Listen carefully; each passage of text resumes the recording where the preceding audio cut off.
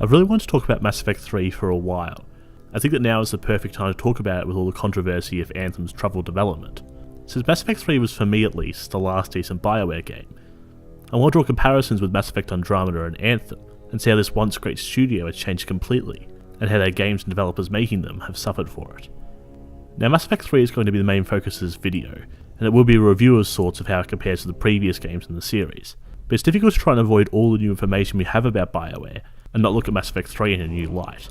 So with that, let's dive right into Mass Effect 3 retrospective. Do you guys hear that noise? It sounds familiar. Wait, I know that music. Oh god no, please don't make me talk about that. I don't want to do a review on anything but that. Please, anything but that. Anything, no, no, no!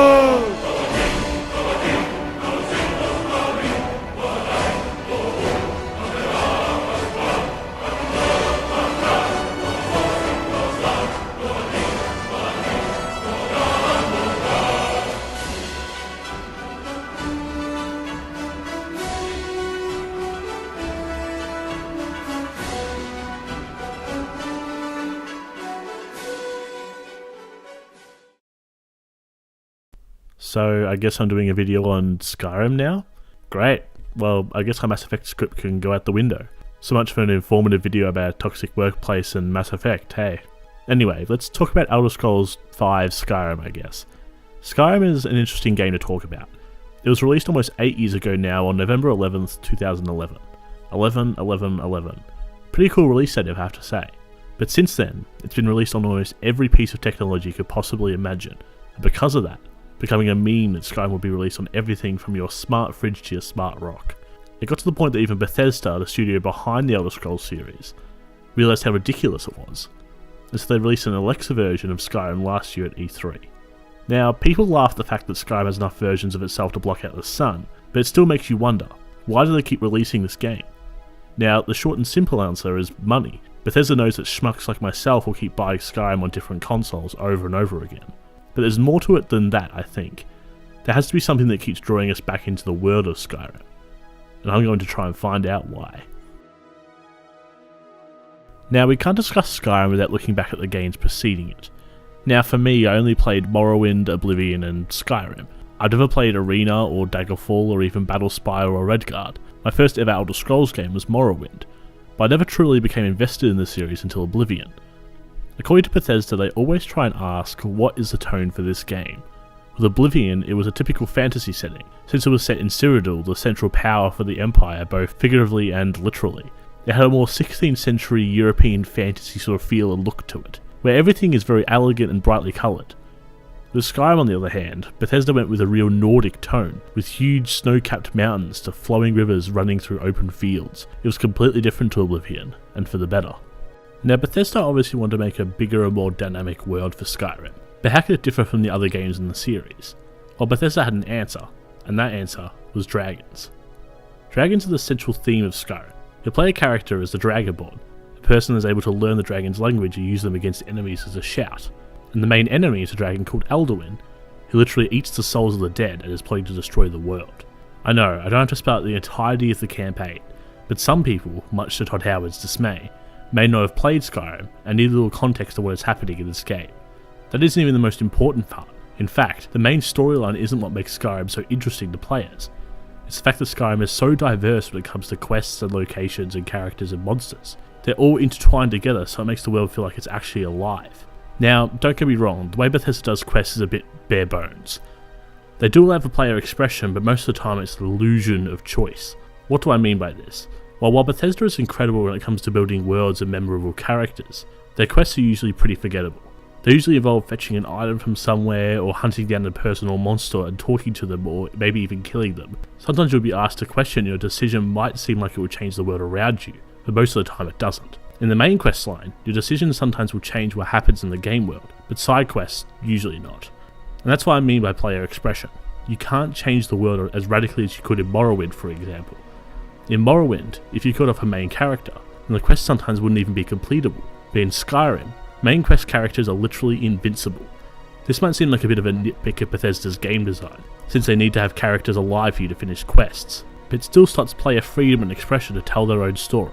Now let's get away from talking about quests and talk more about the dragons, and how they can turn a pretty normal quest into a chaotic battle for survival.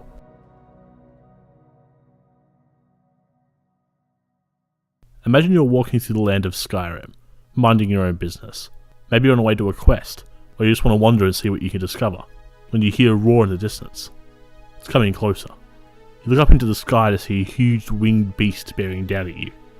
You draw your sword to defend yourself, and then you get immediately eaten by the dragon, and you realise you haven't saved for an hour and a half when your autosave is off. Ugh. Anyway, the dragons in Skyrim are incredible. Bethesda has done an incredible thing here. I mean, these are the guys that went from using NPCs to move trades in Fallout 3, to dragons the size of houses that can fly, land on rooftops and rocks, and can crawl on the ground while the whole tribe breathing fire or ice at you, all in their own language. It's amazing, and it still takes my breath away whenever I see one flying through the sky. But what makes this dragon encounters even better? They're random. Dragons will attack you at times when you least expect them to, which makes fighting them even better. You can go from fighting a dragon in an open field to fighting one in a major city. It's what draws players in and ultimately makes the player feel powerful, especially when you drain a dragon's soul after slaying it.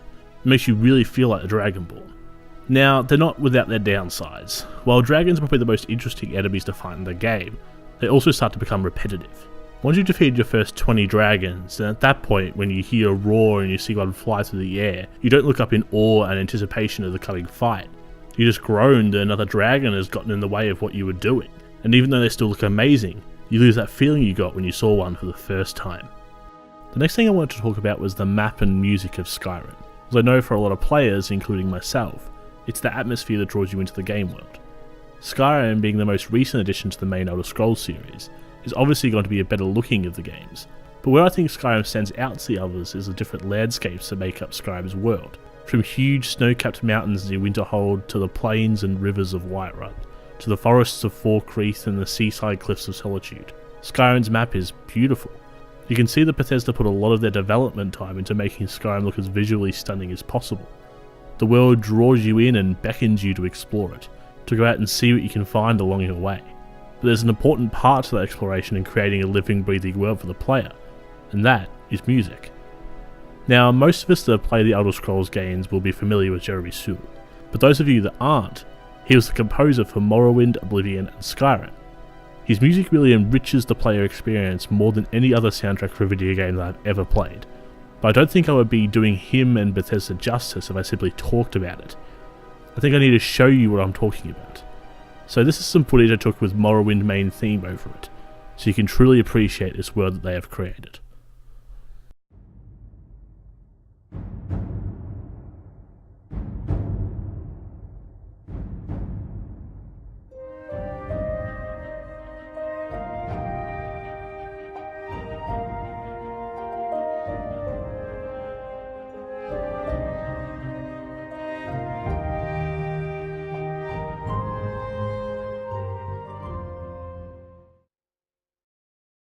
The thing is with Skyrim is that it's the epitome of a Western RPG.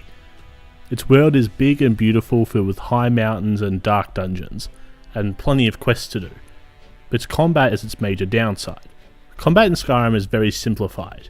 Even though you can build your character a certain way, that being a sneaky archer, or a sword and shield wielding warrior, or a magician of the arcane arts, Skyrim tries to allow the player to be who they want to be.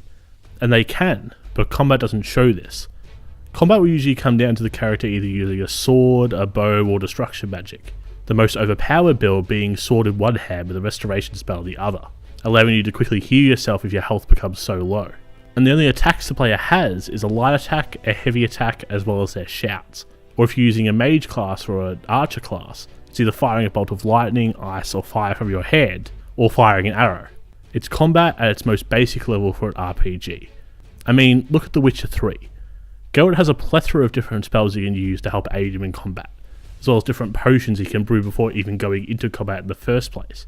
This makes the player think about strategies before even getting into a fight. In Skyrim, you only have a handful of different ways you can fight enemies. Most of the destruction spells do the same thing and even look the same, and half the other spells and potions you can learn and create are worthless when it comes to combat. making the player think less about their strategies and making them jump headfirst into battle. It takes away the feeling that you've really overcome something and gain experience on how to do better next time. Instead, you find yourself trying to find the easiest and quickest way to dispatch enemies, and that takes all the fun away from combat. But other than combat, I think there is something uniquely special about Skyrim. I mean, this game has been around for 8 years already and people are still playing it. If not for the constant re-releases and the mod community, then most of us would have stopped playing Skyrim years ago. I think exploring the world of Skyrim is like reading a Lord of the Rings novel.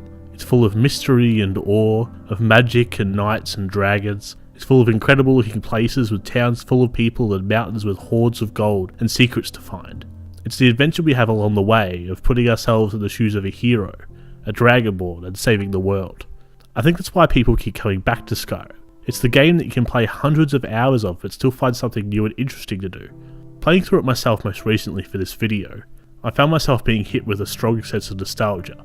I know that at the start of this video I made fun of the fact that I was reviewing Skyrim, an 8-year-old game that most people have played, but to me that doesn't make a difference. Is there better games out there than Skyrim? Yes, of course, but there will always be a part of me that loves this game, and that's never going to change.